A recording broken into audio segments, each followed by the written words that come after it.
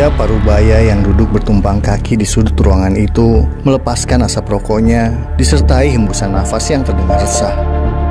Ia ingin mengungkapkan fakta yang dimilikinya, tapi ada ganjalan berat yang membebani dirinya untuk melangkah lebih jauh.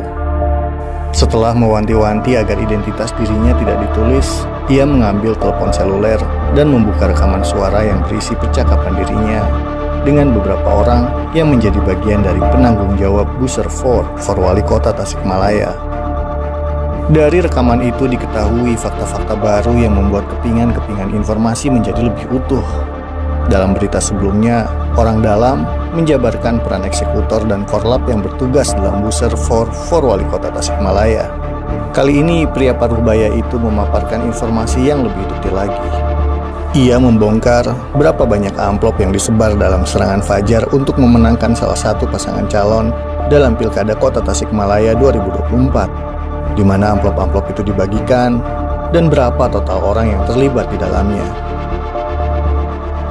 Selain bos besar yang mempunyai peran sentral dalam tim Booster for Wali Kota Tasikmalaya, ada seorang lelaki berinisial AM yang bekerja di perusahaan milik bos besar.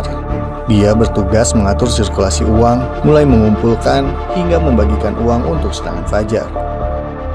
Berdasarkan kalkulasi pria parubaya itu, jumlah uang yang digunakan untuk money politik oleh tim Booster dalam Pilkada Kota Tasikmalaya mencapai 20 miliar rupiah.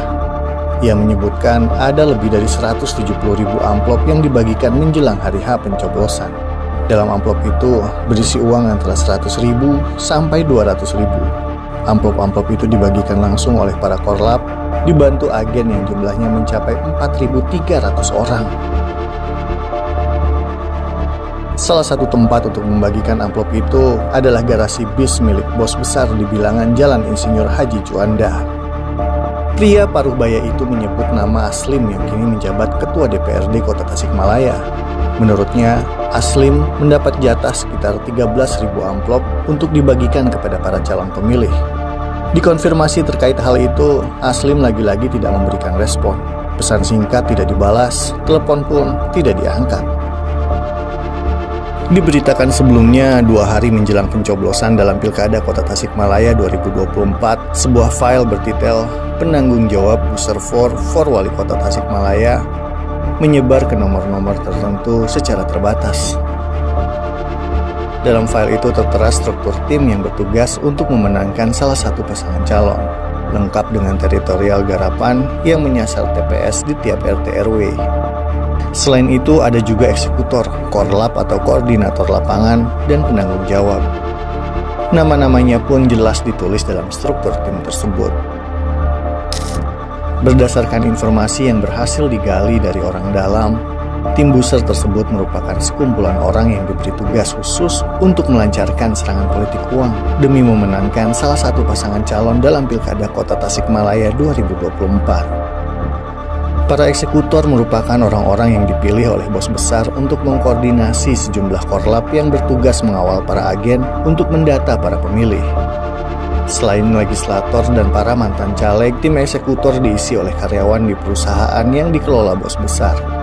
Adapun korlap merupakan orang-orang pilihan eksekutor yang diantaranya merupakan bekas tim sukses saat Hajat Pileg 2024. Mereka dibantu para agen bertugas mendatangi, mendata, hingga mengumpulkan KTP pemilih yang bersedia dikontrak politik untuk memilih pasangan calon tertentu.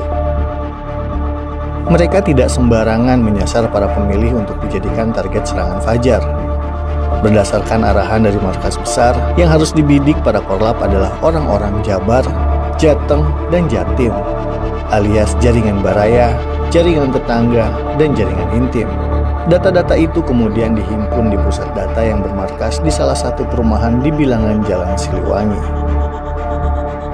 Untuk memuluskan agenda politik uang dalam Pilkada Kota Tasikmalaya 2024, bos besar mengerahkan kekuatan politik dan ekonomi yang ada dalam genggamannya.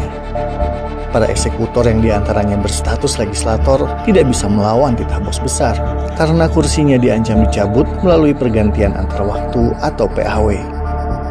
Begitupun para eksekutor dari unsur karyawan yang bekerja di perusahaan milik bos besar. Mereka harus patuh menjalankan setiap perintah. Jika melawan, ancamannya adalah dipecat dari pekerjaan.